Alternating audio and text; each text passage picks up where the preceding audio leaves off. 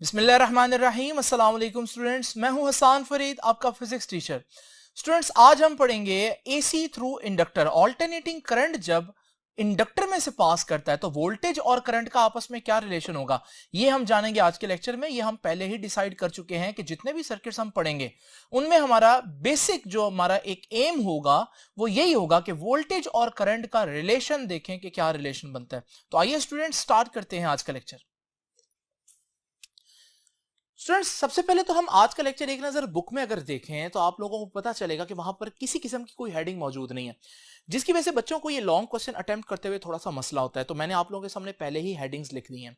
दूसरी बात यह है कि एसी थ्रू इंडक्टर में सबसे पहले जो समझने वाली चीज है वो इंडक्टर खुद है। इंडक्टर क्या होता है आप लोग देखते हैं स्टूडेंट्स, अक्सर आप लोगों को इस तरह की एक चीज लगी हुई नजर आती है डिफरेंट डिवाइसेस के अंदर, इसे हम कहते हैं इंडक्टर। ये इंडक्टर अगर आप गौर से देखें ये किस तरह से बनता है, याद रखिएगा हम एक कॉपर की थिक वायर लेते हैं। थिक क्यों बोल रहा हूं, क्योंकि इसका क्रॉस सेक्शनल एरिया काफी ज्यादा है। इस कॉपर की वायर को किसी भी मटेरियल के ऊपर हम वाउंड कर देते हैं और आप देखेंगे ये जो हमारे पास चीज बनी है जिसमें बहुत सी टर्न्स नजर आ रही हैं आपको, इसे हम कहते हैं सोलेनॉइड या इसी को हम इंडक्टर भी कहते हैं। तो इंडक्टर क्या है, कॉपर की वायर से बना हुआ एक सोलेनॉइड है। तो स्टूडेंट्स, इंडक्टर की डेफिनेशन लिख देते हैं कि इंडक्टर क्या होता है। It is usually in the form of a solenoid wound from a copper, बल्कि thick copper wire। अब स्टूडेंट्स, आप लोग जानते हैं कि हमारे पास जो रेजिस्टेंस है उसका एरिया के साथ इनवर्स रिलेशन है, यानी जितना एरिया ज्यादा होगा उतना रेजिस्टेंस कम होगी। और मैंने जो आज कॉपर वायर आपको इमेजिन करवाई, वो कॉपर वायर जो है उसका क्रॉस सेक्शन अगर हम देखें तो वो काफी ज्यादा था, ठीक कॉपर वायर इमेजिन की। और अगर एरिया ज्यादा है तो फिर उसकी रेजिस्टेंस कम होगी, यानी एक इंडक्टर जो है उसकी रेजिस्टेंस बहुत कम होती है। इनफैक्ट इतनी कम होती है कि हम उसकी रेजिस्टेंस को इग्नोर कर सकते हैं कि उसमें कोई रेजिस्टिव प्रॉपर्टी नहीं है। तो स्टूडेंट्स, सोलेनॉइड की पहली इंपॉर्टेंट प्रॉपर्टी क्या है, it has very small resistance। ये है पहली प्रॉपर्टी। दूसरी प्रॉपर्टी क्या है, ये है तो आर्टिकल बेसिकली चैप्टर नंबर 15 से रिलेटेड, लेकिन वहां आप लोगों को बताया था कि हमारे पास अगर एक कॉइल में टर्न्स कम हो तो आप कहेंगे कि उसकी सेल्फ इंडक्टेंस कम होती है, और अगर किसी कॉइल के अंदर टर्न्स ज्यादा हो, करीब करीब हो, तो फिर हम कहेंगे इसकी जो सेल्फ इंडक्टेंस है वो बहुत ज्यादा होगी। और हम लोगों ने जो सोलेनॉइड इमेजिन किया उसमें बहुत सी टर्न्स थी, तो इसका मतलब हम जो इंडक्टर लेंगे उसकी इंडक्टेंस बहुत ज्यादा होगी। तो it has very large inductance. तो दो बातें हम लोगों ने सीखी हैं स्टूडेंट्स, और वो क्या कि इंडक्टर की रेजिस्टेंस बहुत कम और इंडक्टेंस बहुत ज्यादा। इंडक्टेंस का सिंबल एल होता है, ये आप लोगों को चैप्टर नंबर 15 से पता है। अब स्टूडेंट्स, दूसरी दो बातें जो इंडक्टर के बारे में आप लोगों ने जाननी है वो क्या है। सबसे पहली बात याद रखिएगा, inductor stores energy in the form of magnetic field. बड़ी इंपॉर्टेंट बात है, इंडक्टर एनर्जी स्टोर करता है बिल्कुल वैसे जैसे कैपेसिटर करता था, लेकिन कैपेसिटर जो एनर्जी स्टोर करता था वो in the form of electric field करता था, जबकि जो हमारे पास इंडक्टर होता है वो एनर्जी स्टोर करता है in the form of magnetic field. आइए इसके एक पिक्चर में आपको इमेजिन करवाता हूं ये एनर्जी स्टोर करने का क्या मतलब है। इमेजिन करें मेरे पास इंडक्टर के साथ एक डीसी सोर्स अटैच है। जैसे ही डीसी सोर्स इससे कनेक्ट होगा और सर्किट कंप्लीट होगा तो आप देखेंगे एक करंट जो है वो इंडक्टर में से फ्लो करना शुरू कर देगा। स्टूडेंट्स, इस करंट के गुजरने के साथ साथ इंडक्टर के अंदर एक मैग्नेटिक फील्ड डेवलप होना शुरू हो जाएगा और मैग्नेटिक फील्ड एक पॉइंट आएगा, मैक्सिमम हो जाएगा। ये मैग्नेटिक फील्ड क्या चाह रहा है, ये मैग्नेटिक फील्ड चाह रहा है कि करंट जिस डायरेक्शन में अभी चल रहे हैं उसी डायरेक्शन में चलते रहें, यानी ये चाहता है करंट को कंटिन्यू करवाना। करंट को जिस डायरेक्शन में, जिस मैग्नीट्यूड से करंट जा रहा है, कोशिश करना कि वो उसी मैग्नीट्यूड से उसी डायरेक्शन में जाता रहे। ये जो इंडक्टर की ख्वाहिश है, जो उसके मैग्नेटिक फील्ड की वजह से उसके अंदर प्रोड्यूस होगी है, ये क्या रंग लाएगी कि अगर मैं बैटरी हटा दूं थोड़ी देर के लिए तो उसका वो मैग्नेटिक फील्ड फिर भी चार्जेस को उसी डायरेक्शन में चलाता रहेगा और हमारे पास बैटरी के ना होने के बावजूद हमारे पास एक करंट चलता रहेगा। तो अगर ये करंट हमें मिल रहा है बैटरी के ना होने के बावजूद, तो इसका मतलब है इंडक्टर ने एनर्जी स्टोर की थी और फिर हमारे पास इंडक्टर ने वही एनर्जी हमें चार्जेस को फ्लो करवा के वापस दे दी। इसको एक और तरह से भी देखा जा सकता है कि आपने डीसी सोर्स लगाया, जब करंट जा रहा था और उसके अंदर मैग्नेटिक फील्ड डेवलप हो रहा था तो हम कहेंगे इंडक्टर चार्ज हो रहा है, this is the charging of inductor. और फिर जब हमारे पास हमने बैटरी डिस्कनेक्ट कर दी तो बैटरी के डिस्कनेक्ट होने की वजह से चार्जेस का फिर से उसी डायरेक्शन में चलते रहना, क्योंकि इंडक्टर चाहता है कि करंट उसी डायरेक्शन में जाता रहे, इसे हम कहते हैं इंडक्टर की डिस्चार्जिंग, के इंडक्टर डिस्चार्ज हो रहा है। तो एक बात तो कंफर्म है कि इंडक्टर की ख्वाहिश हमने देखी, इंडक्टर एनर्जी स्टोर करता है। एनर्जी स्टोर करने का मतलब क्या है कि वो एक ऐसा मैग्नेटिक फील्ड डेवलप कर लेता है जो ये चाहता है कि करंट जिस डायरेक्शन में जा रहा है, जिस मैग्नीट्यूड से, उस डायरेक्शन में वो जाता रहे उसी मैग्नीट्यूड से, यानी कि करंट को फ्लो करवाते रहना, ये इंडक्टर का काम है। तो यहां से हम इसको एक और तरह से भी लिख सकते हैं, ऊपर वाली बात को ही हम यूं भी लिख सकते हैं कि इंडक्टर क्या करता है, inductor opposes change in current. अच्छा, ये बात आपकी बुक ने मेंशन भी हुई है कि हमारे पास इंडक्टर जो है वो करंट के चेंज को अपोज करता है। इसका क्या मतलब है स्टूडेंट्स? इसका वही मतलब है, अगर हमारे पास करंट जो है वो 3 एम्पेयर पास कर रहा था कॉइल के अंदर से, तो जैसे ही मैंने बैटरी हटाई तो थोड़ी देर के लिए इंडक्टर ने 3 एम्पेयर का करंट उसी डायरेक्शन में फ्लो करवाने की कोशिश की। यानी इंडक्टर क्या चाह रहा है? इंडक्टर ये चाह रहा है कि 3 एम्पेयर का करंट चलता रहे, कम ना हो। तो इसका मतलब वो क्या कर रहा है? वो करंट के चेंज को अपोज कर रहा है। वो चाहता है 3 एम्पेयर रहे और जितनी उसमें ताकत है उतनी देर वो उसको रखता है। तो स्टूडेंट्स, ये था हमारे पास बेसिकली इंडक्टर का थोड़ा सा तारुफ। ये दो बातें बड़ी इंपॉर्टेंट है जो मैंने आपको बताई। इंडक्टर एनर्जी स्टोर करता है in the form of magnetic field, capacitor भी एनर्जी स्टोर करता है, लेकिन उसकी एनर्जी स्टोर करना ज्यादा आसानी से समझ में आ जाती है। इसमें थोड़ा सा मसला होता है बच्चों को, इसलिए मैंने एक्सप्लेन कर दिया। और इंडक्टर करंट के चेंज को अपोज करता है। अब स्टूडेंट्स, सर्किट डायग्राम क्या है आज का article? AC, alternating current through inductor. तो हमारे पास डायग्राम के अंदर एक ऑल्टरनेटिंग वोल्टेज सोर्स होगा और उसके साथ एक अदर इंडक्टर जिसकी सेल्फ इंडक्टेंस L है वो होगा। और हमारे पास ये सर्किट डायग्राम है। तो सर्किट डायग्राम तो कोई इतना मसले वाली बात नहीं है। अब स्टूडेंट्स, मैंने आप लोगों को बताया कि किसी भी सर्किट में, चैप्टर नंबर 16 में कोई भी सर्किट पढ़ेंगे, हमारा काम एक ही होगा। वो काम क्या होगा? To find a relationship between voltage and current. हमने ये देखना है कि वोल्टेज और करंट का आपस में क्या रिलेशन है। क्या वो फेज में है, यानी इन फेज है? क्या वो आउट ऑफ फेज है? क्या वोल्टेज करंट को लीड कर रहा है? क्या करंट वोल्टेज को लीड कर रहा है? ये सारी बातें हम लोगों ने देखनी है और इसको मैं एक्सप्लेनेशन की हेडिंग में एक्सप्लेन करूंगा। अब स्टूडेंट्स, सबसे पहले तो आप लोग ये देख लीजिए कि इस एक्सप्लेनेशन को हम दो तरह से लेकर चल सकते हैं। यानी करंट वोल्टेज के साथ क्या कर रहा है? लीड कर रहा है, लैग कर रहा है, फेज में है। ये देखने के दो तरीके हैं, लॉजिकली और मैथमेटिकली। पहले मैं आपको लॉजिकली इमेजिन करवाता हूं कि क्या होता है। तो स्टूडेंट्स, जरा इमेजिन करें कि हमारे पास एक बैटरी के साथ इंडक्टर लगा हुआ है। अभी मैंने आप लोगों को बताया कि अगर उसमें से करंट पास कर रहा है तो इंडक्टर के अंदर एक मैग्नेटिक फील्ड बन जाएगा और वो मैग्नेटिक फील्ड चाहता है कि चार्ज जिस रास्ते पर जा रहे हैं उसी रास्ते पर जाते रहें, यानी कि करंट अपने आप को चेंज ना करे। तो स्टूडेंट्स, जैसे ही मैं आपके पास वोल्टेज सोर्स हटा दूंगा, वो जो मैग्नेटिक फील्ड है वो चार्जेस को फिर भी उसी डायरेक्शन में मूव करवाता रहेगा, यानी कि हमें करंट मिलेगा इवन जबकि वोल्टेज मौजूद नहीं होगी। स्टूडेंट्स, लेकिन ये तो डीसी है ना। आप कहेंगे कि सर आज का आर्टिकल हमारा जो है वो डायरेक्ट करंट को डिस्कस करना तो नहीं है, बल्कि आज का हमारा आर्टिकल जो है वो अल्टरनेटिंग करंट को डिस्कस करना है। तो स्टूडेंट्स, इमेजिन करें कि हमारे पास एक अल्टरनेटिंग सोर्स है जो इस इंडक्टर से अटैच है।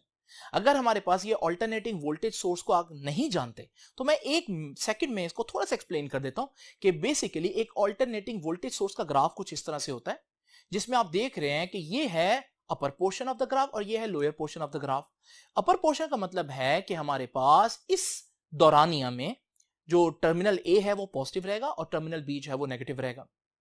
लेकिन जैसे ही ग्राफ का ये वाला पोर्शन आएगा तो हमारे पास जो टर्मिनल ए है जो पहले पॉजिटिव था वो नेगेटिव हो जाएगा और बी जो है वो पॉजिटिव हो जाएगा। यानी टर्मिनल्स जो है वो अपनी पोलैरिटी रिवर्स करते रहते हैं। अगर थोड़ी देर में ए पॉजिटिव है तो थोड़ी देर बाद ए नेगेटिव हो जाएगा और फिर पॉजिटिव हो जाएगा और फिर नेगेटिव हो जाएगा। यही काम बी के साथ होगा। यानी अगर आपको मैं कॉन्टिन्यूअस प्रोसेस के तहत दिखाऊं तो कॉन्टिन्यूअस प्रोसेस में आप देखेंगे कि हमारे पास जैसे जैसे ये वोल्टेज जो है वो चेंज होता जाएगा वैसे वैसे पोलैरिटी जो है वो आपके पास रिवर्स होती जाएगी, चेंज होती जाएगी। इसलिए इसको हम लोगों ने ऑल्टरनेटिंग वोल्टेज का नाम दिया।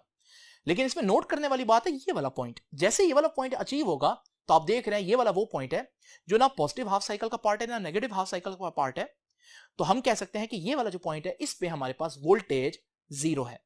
और वोल्टेज जीरो है तो इसका मतलब है इस वक्त ना ए टर्मिनल पॉजिटिव है ना बी टर्मिनल पॉजिटिव है, यानी कि वोल्टेज मिल ही नहीं रही इस लम्हे के अंदर। तो हम कह सकते हैं कि इस लम्हे आप यूं समझ लो जैसे एसी सोर्स लगा ही नहीं हुआ। तो स्टूडेंट्स याद रखिएगा ये सारी कहानियां आप लोगों को पता होनी चाहिए। वैसे ये मैंने एक्सप्लेन किया पहले, लेकिन सम टाइम बच्चे डायरेक्ट इस लेक्चर पर आते हैं इसलिए मैंने थोड़ा सा बता दिया।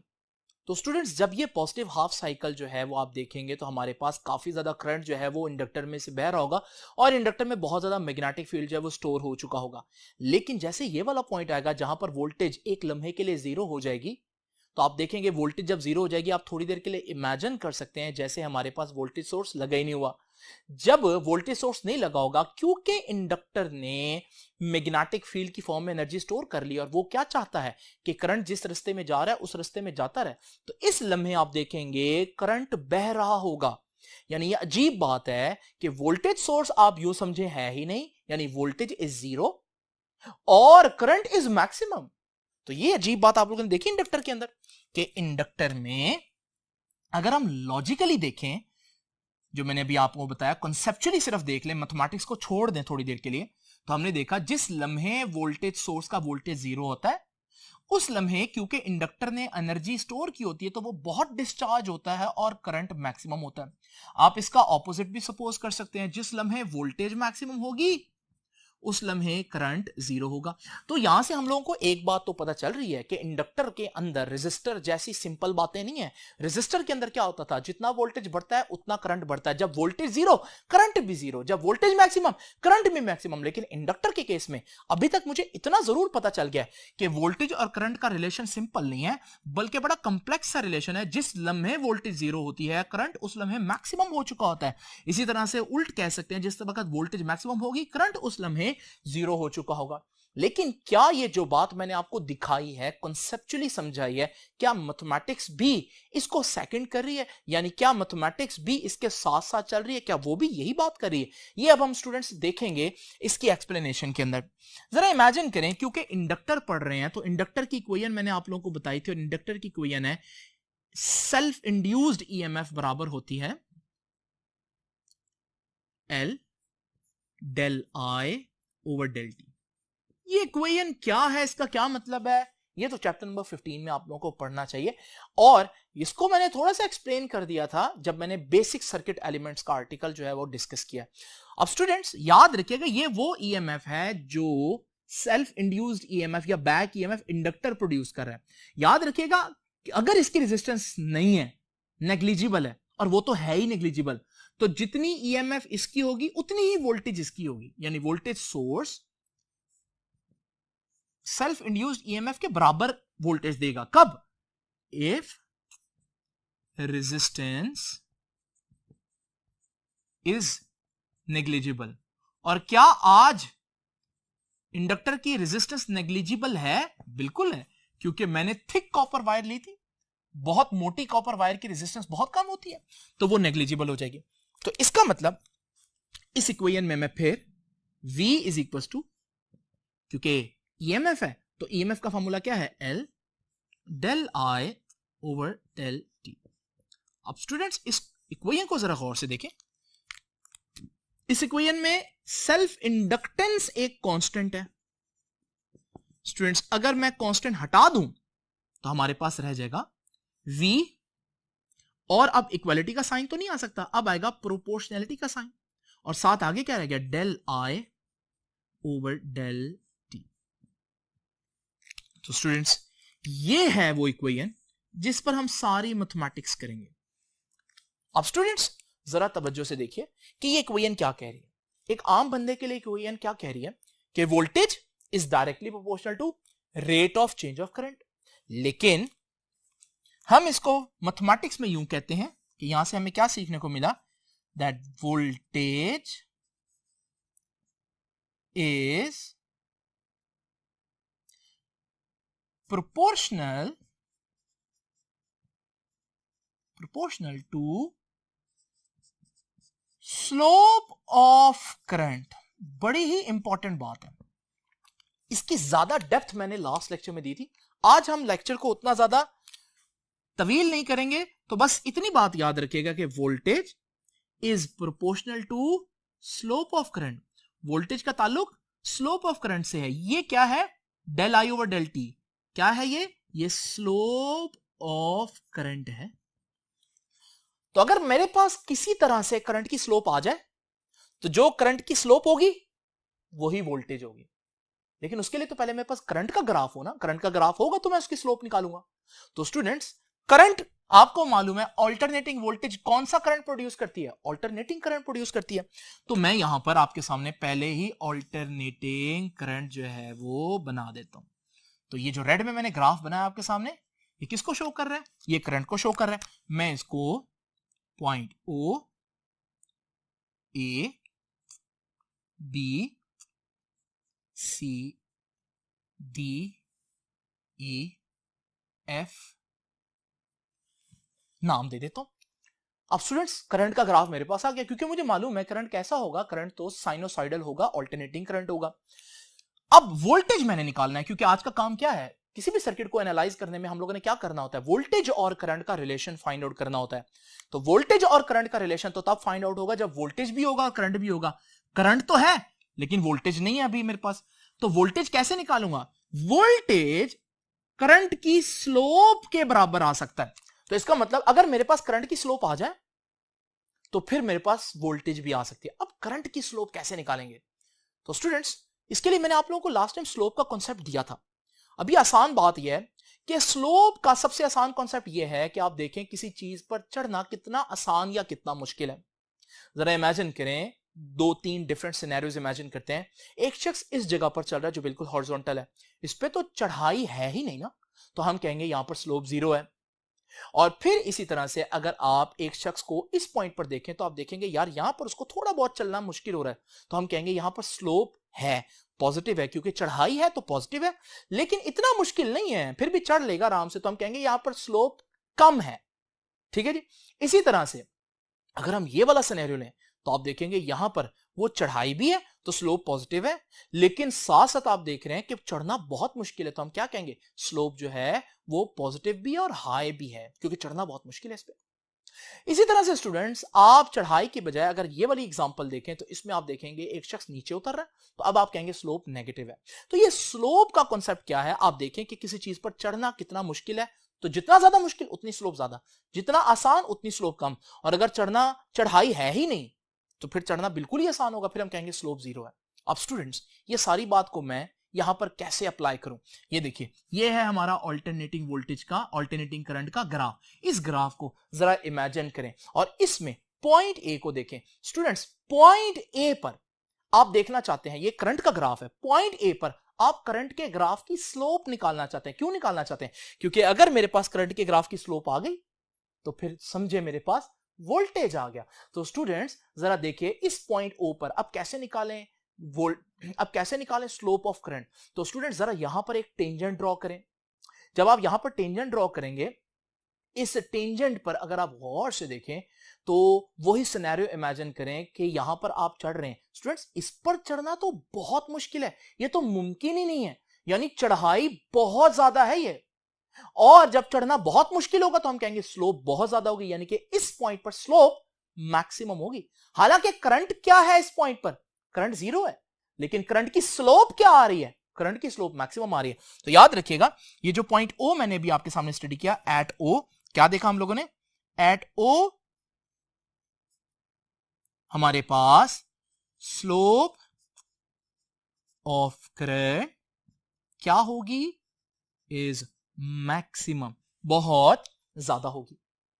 अब स्टूडेंट्स इमेजिन करें, अगर यहां पर स्लोप ऑफ करंट मैक्सिमम है, मैं यहां करंट की स्लोप अगर ड्रॉ करूं तो मैंने क्या बताया, पॉइंट ओ पर हालांकि करंट जीरो है लेकिन करंट की स्लोप बहुत ज्यादा है, तो फिर मैं यहां एक पॉइंट आपके सामने ड्रॉ कर देता हूं।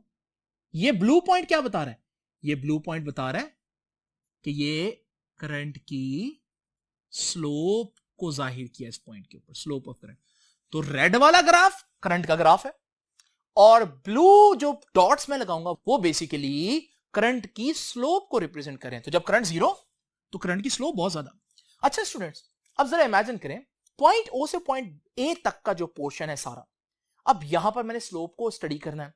मैं यहां पर आपके सामने 3 टेंजेंट्स ड्रॉ कर देता हूं। पहले टेंजेंट को अगर आप गौर से देखें तो आप देख रहे हैं कि यहां चढ़ना पड़ेगा और चढ़ना पड़ेगा तो स्लोप पॉजिटिव होगी, और जब स्लोप पॉजिटिव होगी तो आप देख रहे हैं चढ़ाई काफी ज्यादा है तो स्लोप पॉजिटिव है और हाई है। इससे अगला अगर पॉइंट आप देखें नेक्स्ट टेंजेंट, तो वहां पर भी आप देख रहे हैं कि चढ़ाई तो है तो स्लोप पॉजिटिव है, लेकिन पहले के मुकाबले में चढ़ना इतना मुश्किल नहीं है, थोड़ा सा आसान है क्योंकि चढ़ाई थोड़ी सी कम है। तो इसका मतलब हम कहेंगे यहां स्लोप पॉजिटिव है लेकिन स्लोप थोड़ी सी कम हुई है। और फिर जब आप इस पॉइंट पर पहुंचेंगे तो आप देख रहे हैं कि यहां तो स्लोप लिटरली जीरो हो गई है क्योंकि यहां तो चढ़ाई है ही नहीं, यहां तो कोई मुश्किल ही नहीं आएगी क्योंकि चढ़ना ही नहीं है यहां पर, यहां तो हॉरिजॉन्टल चल रहा है। तो इसका मतलब यहां पर स्लोप जीरो आ गई। अगर मैं इन सारे पॉइंट्स को इकट्ठा करूं तो देखें यहां स्लोप हाई थी, फिर यहां कम हुई और फिर यहां स्लोप जीरो हो गई। पॉजिटिव ही रही हर जगह लेकिन मुसलसल स्लोप पॉइंट ओ से पॉइंट ए तक कम हो रही है। पॉजिटिव है लेकिन कम हो रही है। तो फ्रॉम ओ टू ए मैंने क्या सीखा? फ्रॉम ओ टू ए मैंने देखा कि स्लोप ऑफ करंट क्या कर रही है? डिक्रीज कर रही है, चढ़ाई आसान होती जा रही है। ठीक है, डिक्रीजिंग। तो स्टूडेंट्स, ओ से ए तक करंट तो बढ़ रहा है लेकिन स्लोप को इमेजिन करें तो स्लोप तो कम हो रही है। तो स्लोप मुसलसल कम हो रही है और जब इस पॉइंट पर पहुंचे थे स्लोप, आपको याद है स्लोप जो है वो जीरो हो गई थी। अब स्टूडेंट्स जरा इमेजिन करें हमारे पास ये जो कर्व का पोर्शन ए से बी है, इसमें हम कुछ पॉइंट्स इमेजिन कर लेते हैं और उन पर टेंजेंट ड्रॉ कर लेते हैं। अगर आप वही पॉइंट ए देखें तो पॉइंट ए पर तो आप लोग जानते हैं स्लोप जीरो है। उसके बाद अगर आप गौर से देखें तो अब चढ़ाई नहीं है बल्कि उतराई है, अब नीचे आ रहा है। अब यहां पर अगर आप देखें जो फर्स्ट टेंजेंट है तो आप देखेंगे कि हमारे पास वो शख्स नीचे तो आ रहा है तो स्लोप नेगेटिव है, स्लोप नेगेटिव है, लेकिन अभी इतनी ज्यादा उतराई नहीं है तो वो आराम आराम से नीचे आ रहा है। तो इसका मतलब स्लोप नेगेटिव है लेकिन कम है, स्लोप नेगेटिव है लेकिन कम है। उसके बाद हमारे पास अगर आप दूसरे टेंजेंट को देखें तो वहां पर भी उतराई है, स्लोप नेगेटिव है, लेकिन स्लोप नेगेटिव होने के साथ साथ आप देख रहे हैं उतराई काफी ज्यादा है तो स्लोप नेगेटिव लेकिन ज्यादा है। इससे हम लोगों ने क्या सीखा कि पॉइंट ए से पॉइंट बी तक का पोर्शन अगर हम देखें तो स्लोप की सूरत हाल यह है कि स्लोप शुरू में जीरो थी और आहिस्ता आहिस्ता नेगेटिव में बढ़ रही है, नेगेटिव में बढ़ रही है। तो देखें ग्राफ के ऊपर इसको पहले ड्रॉ कर लेते हैं। तो स्लोप यहां जीरो हो चुकी थी ना, अब स्लोप ने नेगेटिव में बढ़ना है। तो स्टूडेंट्स ये देखिए नेगेटिव में बढ़ी स्लोप, तो स्लोप का ग्राफ जो है वो करंट के ग्राफ से हटकर चल रहा है। तो यहां पर भी मैं लिख देता हूं from A to B, from A to B slope बढ़ रही है, लेकिन कहां बढ़ रही है? इंक्रीजिंग नेगेटिवली, नेगेटिव में बढ़ रही है स्टूडेंट्स, इंक्रीजिंग नेगेटिवली। अब स्टूडेंट्स मजीद पॉइंट्स को हम डिस्कस नहीं करते। अगर आपके पास ये करवा गई, अब आप इसको खुद ही मजीद आगे ड्रॉ करें तो आपको पता चलेगा कि ये भी हमारे पास एक साइनोसाइडल वेव आ गई जिसको मैं P Q R S T और इस तरह से नाम दे देता हूं। स्टूडेंट्स ये ब्लू ग्राफ किस चीज की है, किस चीज को रिप्रेजेंट कर रहा है? ये ब्लू ग्राफ करंट की स्लोप को रिप्रेजेंट कर रहा है। रेड ग्राफ किसको रिप्रेजेंट कर रहा है? करंट को। ब्लू ग्राफ किसको रिप्रेजेंट कर रहा है? करंट की स्लोप को। लेकिन करंट की स्लोप तो वोल्टेज होती है। तो इसका मतलब अब मैं आपके सामने कह देता हूं कि एक्चुअली जो ब्लू ग्राफ है किसको रिप्रेजेंट कर रहा है? वोल्टेज को रिप्रेजेंट कर रहा है। देखा आप लोगों ने किस चालाकी से हम लोगों ने मैथमेटिक्स के टूल्स को यूज करते हुए करंट की ग्राफ से वोल्टेज का ग्राफ निकाल लिया और उसकी वजह बनी हमारी ये इंफॉर्मेशन कि वोल्टेज और करंट का एक रिलेशन हमारे पास मौजूद है और वो ये है कि voltage is proportional to slope of current. तो मैंने पहले करंट की स्लोप का ग्राफ निकाला और जैसे करंट की स्लोप का ग्राफ निकल आया तो मैंने उसको नाम दे दिया ये तो वोल्टेज का ग्राफ है, क्योंकि मैं पहले ही ये बता चुका था आपको। अब इस ग्राफ में अच्छी बात क्या है कि ये ग्राफ मेरे पास करंट भी रखता है और वोल्टेज भी रखता है, और किसी भी सर्किट को स्टडी करने के लिए हमारा एम क्या होता है, हमारा मकसद क्या होता है, वोल्टेज और करंट का रिलेशन अंडरस्टैंड करना। तो वोल्टेज भी है करंट भी है तो रिलेशन अंडरस्टैंड कर लेते हैं। तो जरा इमेजिन करें, यही ग्राफ जो मैंने अभी आप लोगों के सामने बनाया, इसको इमेजिन करें तो अगर आप गौर से देखें इस पॉइंट पर करंट जीरो है स्टूडेंट्स। अगर इस पॉइंट पर करंट जीरो है तो वोल्टेज पर एक नजर डालिए, वोल्टेज इस वक्त मैक्सिमम पर पहुंची हुई है, यानी when current is zero voltage is at its maximum value. और इस पर हैरान ना हो, यह बात लॉजिकली और कंसेप्चुअली मैं आपको पहले ही बता चुका हूं कि when current is zero voltage is maximum, when voltage is zero current is maximum. ये दोनों बातें आप यहां टैली कर सकते हैं। ये जो ग्राफ आया आपके पास, इस ग्राफ में when current is zero voltage is maximum and when current is maximum voltage is zero. और यही दो बातें मैंने आप लोगों को चार्जिंग डिस्चार्जिंग के कॉन्सेप्ट से पहले ही बताई है। कैपेसिटर में भी मैंने ऐसे ही किया था। कैपेसिटर में भी मैंने आपको बताया था कि करंट और वोल्टेज को पहले हम कॉन्सेप्चुअली देख लेते हैं और फिर उसके बाद हम लोगों ने इसको मैथमेटिकली देखा था और रिजल्ट तो सेम आना ही था, लेकिन उससे कॉन्सेप्ट आपका क्लियर हो जाता है स्टूडेंट्स। तो कंक्लूजन क्या सीखा हम लोगों ने? कंक्लूजन ये हुआ कि in a pure inductive AC circuit, एक प्योर इंडक्टिव एसी सर्किट अगर हमारे पास हो तो उसमें हम क्या कह सकते हैं ना, pure inductive AC circuit voltage leads, आगे चल रहा है ना, क्योंकि करंट जीरो है तो वोल्टेज मैक्सिमम पर है तो वोल्टेज आगे चल रहा है, तो वोल्टेज लीड्स करंट। और अगर हम ये कह दें वोल्टेज करंट को लीड कर रहा है तो हम ये भी कह सकते हैं और करंट पीछे चल रहा है, यानी कि करंट लैग्स बिहाइंड वोल्टेज। लेकिन कितना आगे कितना पीछे? देखिए ये जीरो पर है करंट, करंट जीरो पर कब होगा? जब थीटा जीरो। और वोल्टेज मैक्सिमम पर है, मैक्सिमम का मतलब क्या होता है? थीटा 90 हो, क्योंकि साइन 90 कितना होता है? साइन 90 1 होता है, जो कि मैक्सिमम वैल्यू है। करंट जीरो पर है तो हम थीटा जीरो क्यों बोल रहे हैं? क्योंकि साइन जीरो क्या होता है? साइन जीरो जीरो होता है, जीरो का मतलब मिनिमम।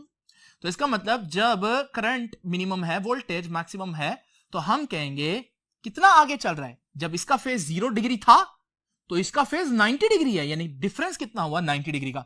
तो lags behind voltage by 90 degree, और 90 डिग्री को हम रेडियंस में पाई बाय 2 रेडियन कहते हैं, ये आप सबको पता ही है। अब स्टूडेंट्स ये बात कि ये वोल्टेज करंट को लीड कर रहा है मैंने ग्राफ के जरिए बनाकर दिखाई, नजर आ रहा है करंट जीरो वोल्टेज मैक्सिमम, तो वोल्टेज करंट को लीड कर रहा है। मैंने अल्फाजों में भी बयान कर दिया, लिखकर बता दिया कि अगर आपने बताना हो कि वोल्टेज लीड कर रहा है करंट को तो ऐसे, लेकिन अगर आपने वेक्टर्स की फॉर्म में रिप्रेजेंट करना है तो फिर आप कैसे बताएंगे? यही इंफॉर्मेशन जो मैंने ग्राफ से बताई और मैंने कंक्लूजन में बताई, और फिर आप चाहते हैं कि उसको वेक्टर की फॉर्म में बताएं, तो उसके लिए क्या तरीकेकार है? यह है हमारे पास रेड वाला ग्राफ करंट का। इस पॉइंट पर करंट जीरो है, जिस पॉइंट पर करंट जीरो हो तो हम उसका जो वेक्टर है वो हॉरिजॉन्टल ड्रॉ करेंगे। ये चीजें हम पहले डिस्कस करके आए हैं। लेकिन जिस पॉइंट पर करंट जीरो है उस पॉइंट पर वोल्टेज मैक्सिमम पर है, और वोल्टेज मैक्सिमम पर होने का मतलब है कि हम उसमें 90 डिग्री का लीड कर रहा है, तो हम अपने वेक्टर को 90 डिग्री काउंटर क्लॉकवाइज ड्रॉ करेंगे।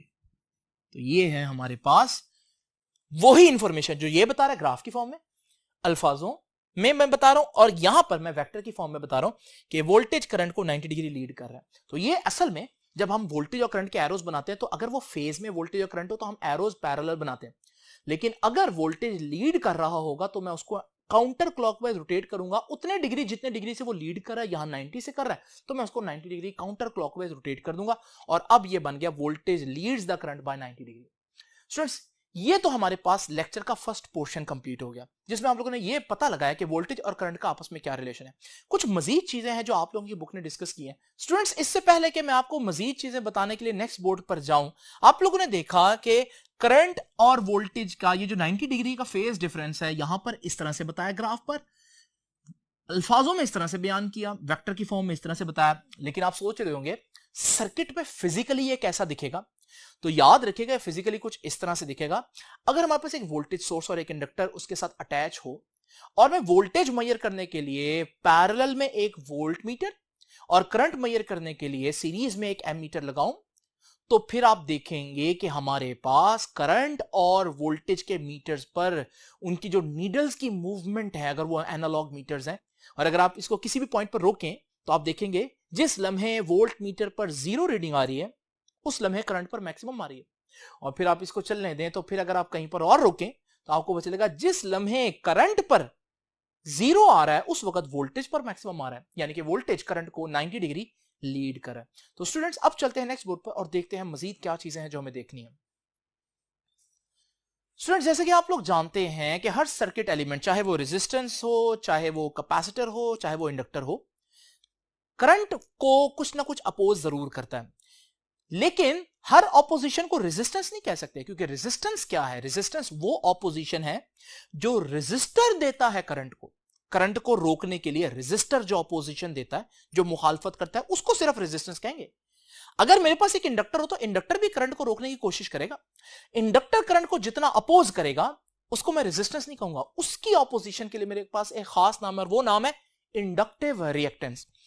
याद रखिएगा, इंडक्टिव रिएक्टेंस की यहीं से हम डेफिनेशन बना सकते हैं, और वो क्या है? इट इज द ऑपोजिशन, ये वो रुकावट है जो कौन डालता है? It is the opposition offered by an inductor. किसको ये रुकावट करेगा जी? किसकी मुखालफत करेगा? To flow of AC, alternating current की। दूसरी बात याद रखिएगा, इंडक्टिव रिएक्टेंस का जो सिंबल होता है वो होता है XL। तीसरी बात याद रखिएगा कि इंडक्टिव रिएक्टेंस का यूनिट, भाई इंडक्टिव रिएक्टेंस है क्या? सिंपल कॉन्सेप्ट क्या है? ऑपोजिशन है, रुकावट है जो करंट को देते हैं, और करंट को जो रुकावट देते हैं उसको हम हमेशा ओहम्स में मेजर करते हैं। तो यू लिख लें या यू लिख लें उसका सिंबल। तो याद रखिएगा इंडक्टिव रिएक्टेंस जो है उसका यूनिट ओहम होगा। अब नेक्स्ट चीज, फार्मूला। इंडक्टिव रिएक्टेंस का जो फार्मूला है XL बराबर है, अब XL कैसे निकालेंगे? देखिए, ओहम्स लॉ तो आप लोगों ने पढ़ा। ओहम्स लॉ क्या कहता है? V is equals to I R, R is equals to V over I। ये R क्या है? रेजिस्टेंस। लेकिन अगर मैं जनरली बात करूं, ये क्या है? ऑपोजिशन, रुकावट करंट की। करंट को कितनी रुकावट होगी डिपेंड करता है, ऊपर क्या चीज आ रही है? वोल्ट्स, नीचे क्या आ रहा है? करंट। तो अगर मैं किसी भी सर्किट में वोल्टेज और करंट को डिवाइड कर दूं, पोटेंशियल डिफरेंस यानी कि वोल्टेज और करंट को डिवाइड कर दूं, तो मेरे पास उस सर्किट में करंट के लिए जितनी भी मुखालफत है वो आ जाएगी, ऑपोजिशन। तो यहां पर इंडक्टर की ऑपोजिशन ही निकालनी है ना। तो एक तरीका क्या है? इंडक्टर की ऑपोजिशन कैसे निकाली जा सकती है? उस सर्किट में जितनी वोल्टेज होगी और जितना करंट होगा उसको डिवाइड कर दें। लेकिन ये तो ऑल्टरनेटिंग करंट है ना, जब भी ऑल्टरनेटिंग करंट लेना है तो कौन सी वोल्टेज लेंगे हम? RMS voltage. और कौन सा करंट लेंगे हम?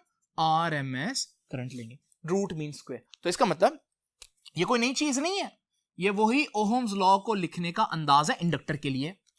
और फिर स्टूडेंट्स, इसका ये तो जनरल सा फार्मूला है, इसका फार्मूला को हम यूं भी लिख सकते हैं, XL। ये डेरिवेशन में आपको नहीं करवाऊंगा, सिर्फ रिजल्ट लिख रहा हूं। किसके बराबर होता है? XL 2 पाई FL। और ये F क्या है? इसके बारे में जान लें। ये F है उस सोर्स की फ्रीक्वेंसी। यानी फॉर एग्जांपल, अगर मेरे पास फ्रीक्वेंसी 1 हर्ट्ज है, इसका क्या मतलब है? इसका मतलब है कि मेरा जो ऑल्टरनेटिंग करंट सोर्स है वो 1 सेकंड में एक दफा अपनी पोलैरिटी चेंज करेगा। जब वो 1 सेकंड में एक दफा पोलैरिटी चेंज करेगा तो आपको वो कुछ इस तरह से नजर आएगा। लेकिन अगर फ्रीक्वेंसी 2 हर्ट्ज हो तो इसका मतलब मैं, मेरा जो सोर्स है वो अपने टर्मिनल्स को, पॉजिटिव को नेगेटिव, नेगेटिव को पॉजिटिव, यानी पोलैरिटी को 1 सेकंड में 2 दफा चेंज करेगा। अब आप देखेंगे आपको कुछ इस तरह से दिखाई देगा ये। और अगर फ्रीक्वेंसी जो है वो 3 हर्ट्ज है तो अब आप देखेंगे कि वो 1 सेकंड में 3 दफा स्विच करेगा टर्मिनल्स को, पॉजिटिव को नेगेटिव, नेगेटिव को पॉजिटिव करेगा। और आमतौर पर हमारे घरों में जो फ्रीक्वेंसी होती है वो 50 हर्ट्ज होती है या 60 हर्ट्ज होती है। तो अगर 50 हर्ट्ज की फ्रीक्वेंसी हो तो आप देखें आपको पता भी नहीं चलेगा, इतनी तेजी से चेंज हो रहे होंगे टर्मिनल्स की पोलैरिटी। अब स्टूडेंट्स, ये फ्रीक्वेंसी को तो आप लोगों ने समझ लिया। यहां से इंपॉर्टेंट बात क्या निकल रही है, और वो ये बात है कि जो ऑपोजिशन है करंट को, वो डिपेंड कर रही है किस पर। थोड़ी देर के लिए 2 पाई और एल कांस्टेंट्स हैं, इनको हटा दें तो फ्रीक्वेंसी रह जाएगी। तो इसका मतलब यह है कि जितनी फ्रीक्वेंसी ज्यादा होगी सोर्स की, उतनी ऑपोजिशन ज्यादा होगी। और जब ऑपोजिशन ज्यादा होगी तो ऑपोजिशन किसको है? करंट को अपोज कर रहे हैं, तो करंट उतना कम हो जाएगा। आइए इसको एक आम एक्सपेरिमेंट से समझते हैं। इमेजिन करें मेरे पास एक एसी सर्किट है जिसके साथ एक इंडक्टर लगा हुआ है, लेकिन एक बल्ब भी लगा हुआ है। इस एसी की इस वक्त जो फ्रीक्वेंसी है वो 5 हर्ट्ज है। तो आप देख रहे हैं बल्ब जो है वो फुल ब्राइटनेस पर ग्लो कर रहा है, उसमें से एक खास अमाउंट ऑफ करंट पास कर रहा है, सपोज करें 3 एम्पीयर करंट पास कर रहा है। स्टूडेंट्स, हमने क्या देखा कि जब हम इस एसी सोर्स की बजाय एक एसी सोर्स लगा दें जिसकी फ्रीक्वेंसी जो है वो सपोज करें 10 हर्ट्ज है, यानी ज्यादा फ्रीक्वेंसी है, डबल कर दी हमने फ्रीक्वेंसी, तो हमने देखा कि करंट अब हमारे पास सिर्फ 1.5 एम्पीयर पास करना शुरू हो गया और जो बल्ब है उसका ग्लो कम हो गया।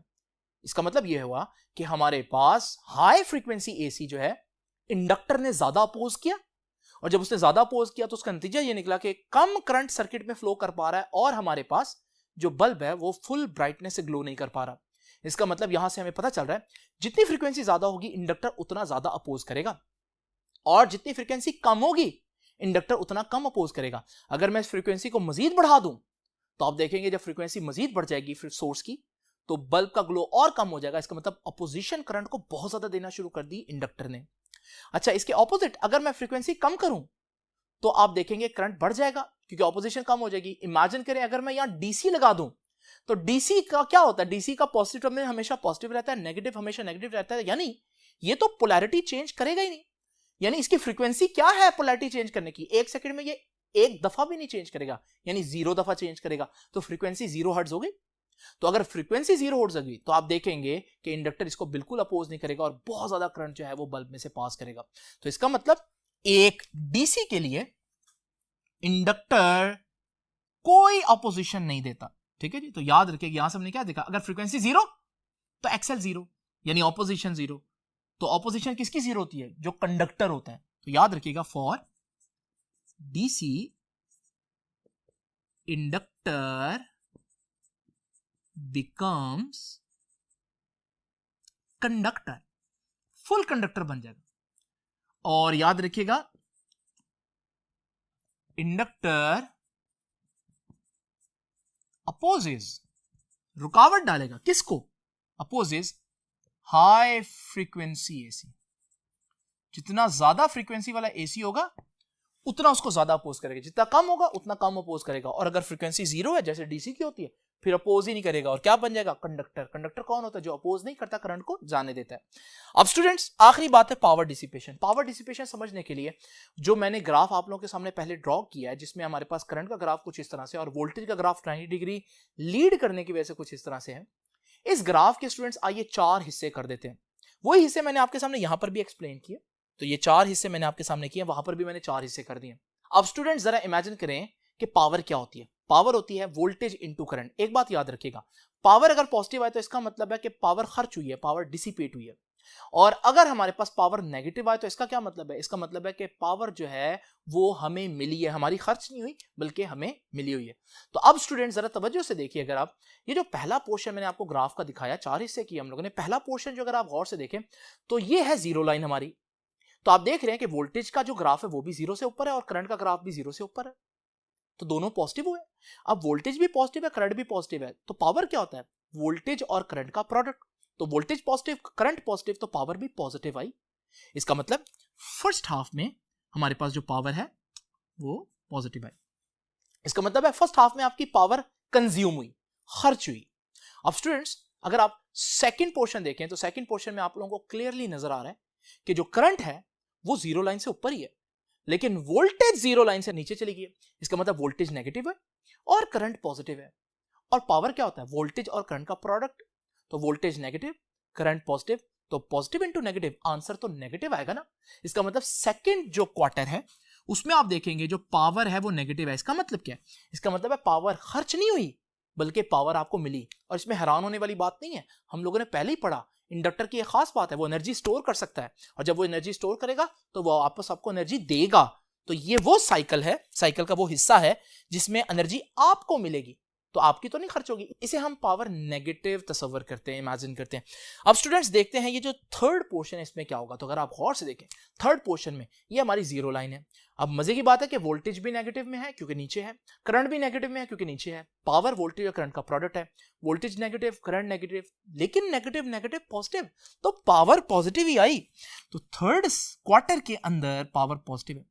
इसी तरह से अगर हम फोर्थ क्वार्टर में देखें तो आपका जो वोल्टेज है अब वो जीरो लाइन से ऊपर है तो voltage positive, current zero line से नीचे है तो वो करंट नेगेटिव। और पावर में जब आप करंट और वोल्टेज का प्रोडक्ट लेंगे तो पॉजिटिव इंटू नेगेटिव, नेगेटिव आएगा और पावर नेगेटिव आ गई।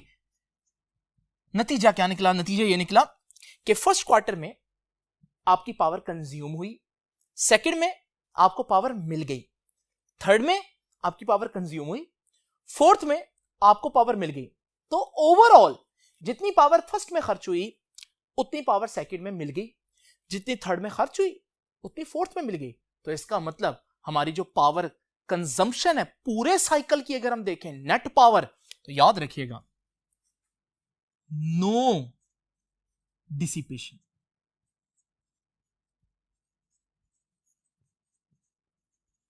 इन प्योर इंडक्टिव एसी सर्किट, यानी हम कह सकते हैं कि हमारे पास एक प्योर इंडक्टर एनर्जी कंज्यूम नहीं करता। आप सोच रहे होंगे कि सर ये तो बड़ी जबरदस्त बात है, लेकिन यहां पर ये भी सोच लें कि प्योर इंडक्टर एग्जिस्ट भी नहीं करता। प्योर इंडक्टर जो है वो सिर्फ और सिर्फ हम थ्योरी में ही इमेजिन कर सकते हैं, क्योंकि आपके जितने भी इंडक्टर है वो किसी ना किसी वायर से बने होंगे और उस वायर की कुछ ना कुछ रेजिस्टेंस लाजमी होगी। तो इसका मतलब प्योर इंडक्टर तो हो नहीं सकता, तो कुछ ना कुछ एनर्जी आपकी कंज्यूम होगी, लेकिन आइडियली स्पीकिंग ये बात ट्रू है। और याद रखिएगा इस वजह से ये जो हमारे पास सर्किट है inductive circuit, pure inductive circuit, इसको एक और नाम देते हैं और वो नाम है wattless circuit. Wattless circuit, watt क्या है? पावर का यूनिट है, wattless no power is used. Students याद रखिएगा आपकी बुक ने ये जो पावर डिसिपेशन है ये लास्ट पैराग्राफ में एक्सप्लेन किया, लेकिन वहां बच्चों को एक कंफ्यूजन होती है क्योंकि एक छोटी सी मिस्टेक हो गई बुक से, और वो मिस्टेक ये है कि अगर आप यहां पर गौर से देखें तो वो कह रहा है सेकंड क्वार्टर के अंदर जो वोल्टेज है वो पॉजिटिव है और करंट नेगेटिव है, लेकिन अगर हम गौर से देखें तो हमें पता चलेगा सेकंड क्वार्टर ये है और सेकंड क्वार्टर में करंट पॉजिटिव है, वोल्टेज नेगेटिव है। ठीक है जी, तो इस वजह से बच्चों को थोड़ी कंफ्यूजन होती है, छोटी सी मिस्टेक है, इसको याद रखिएगा। ये था हमारा आज का लेक्चर। आई होप कि आज का लेक्चर आपको समझ में आया होगा। आपसे भी इंशाल्लाह मुलाकात होगी नेक्स्ट लेक्चर में, तब तक के लिए अल्लाह हाफिज।